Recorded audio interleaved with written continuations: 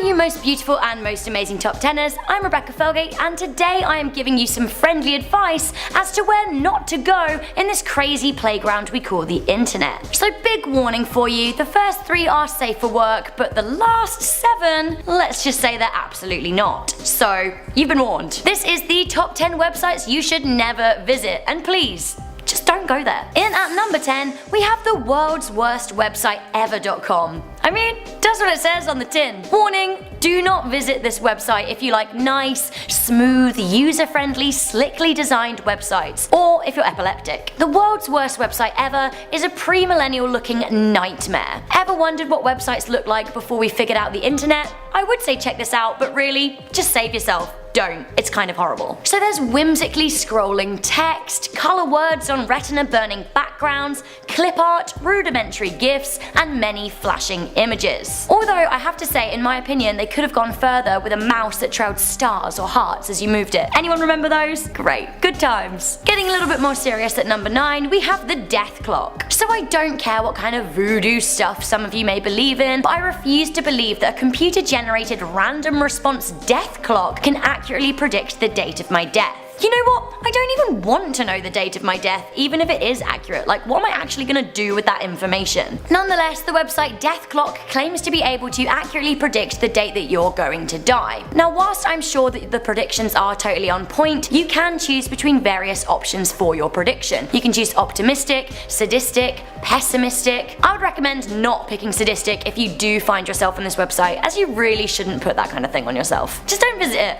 Don't do it. In at number 8, we have the Magic 8 Ball. So a lot like the Death Clock, the Magic 8 Ball pretends to be able to guide your life. So it's basically a lot like those 8 balls that you get in life, which you give a good shake and ask a question like, does he like me? And the ball gives you a whole load of sass. For example, sources say no, and all of your dreams are literally crushed. You shake again, and you get a completely different answer. So Ask 8ballnet is a lot like that, but a website. So you type in your question, hit enter, and it gives you the usual sassy 8-ball answer. It claims to be able to make your decisions easier, but if you need an 8-ball to make your decisions, you also need to check yourself. Also, it can get very, very creepy. For example, I asked it if it knows where I live, and it said, it is certain. This next website also definitely knows where you live, and is sending someone to find you. Another little warning, guys, we're done with borderline acceptable stuff. Get ready for like the seriously creepy, freaky, sick, and vile stuff. In at number 7, we have Take This Lollipop. The website Take This Lollipop dares you to take a shiny blue, and I'm guessing raspberry flavored lollipop, which obviously you do because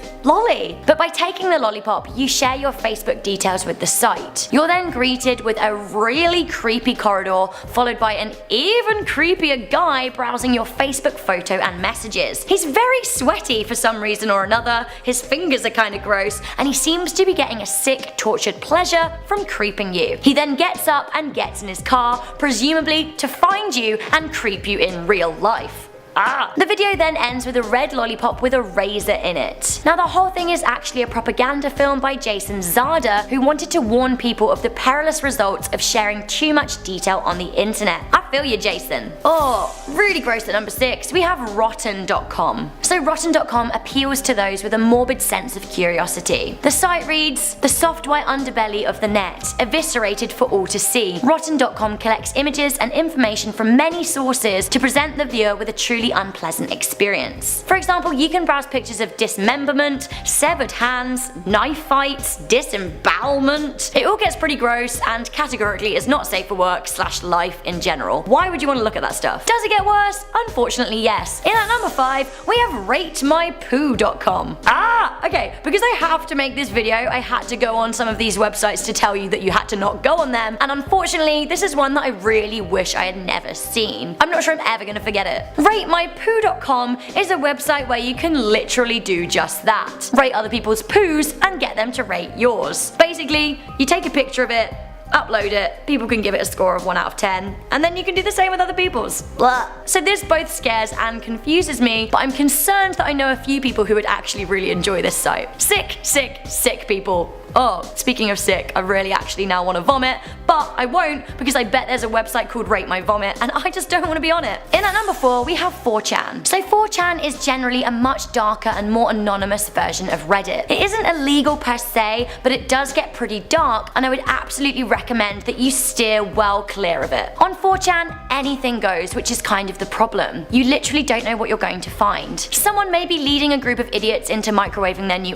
iPhones, whilst another will be posting a picture of a freshly murdered body, which is exactly what happened when a nut in Washington posted a picture of a woman he strangled in November 2015. So you don't actually need to go on there to see and do bad things. Not all 4chan users are the devil, but unfortunately the anonymity of the site has allowed for nude celebrity picture leaks, child porn, animal abuse, threats of violence and cyberbullying. I for one would not want to be associated with a site that allows that to happen. In at number 3 we have Silk Road. So to be honest, you'll probably never find yourself here, and if you did, you would have to want to find it a lot. It's actually very, very difficult to come across. Silk Road is a dark web website that allows you to buy and sell drugs, as well as, if the allegations are true, hire hitmen to kill people on your behalf. The initial Silk Road, which labelled itself as an anonymous marketplace, was created by William Albrecht and was run on Tor hidden services so users could browse anonymously. The FBI later seized the site and Silk Road 2.0 was created and then shut down again. So there is still a Silk Road, but our advice would be do not try to find it. Next up, something that you really never want to see. In at number 2 we have bluewaffle.net. Want to see a picture of an infected, gangrenous looking moist lady part? No,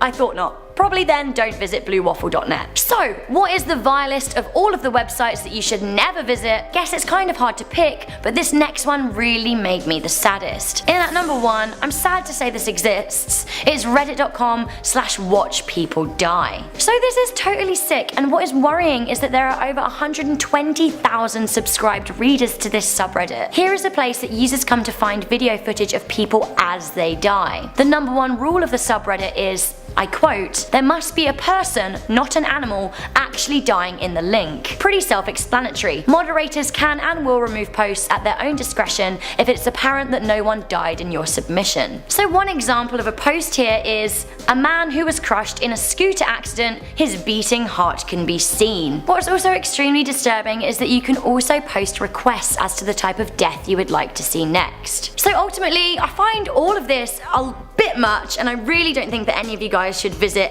any of these websites. They're not nice. Do you guys have any suggestions of websites that we should stay away from? Let me know in the comment section down below. Also, did you like this video? Let me know. Did any of you go on the sites? Actually, don't tell me. I don't want to know. I don't want to glorify that kind of thing. I'm Rebecca Felgate. This has been Most Amazing Top 10. Let me know what top 10 video you want me to film next, but for now, make sure you give this video a good thumbs up if you liked it, share it with a friend if you think they'll be interested, and most importantly, make sure you're subscribed to Most Amazing Top 10. And I will see you honeys next time.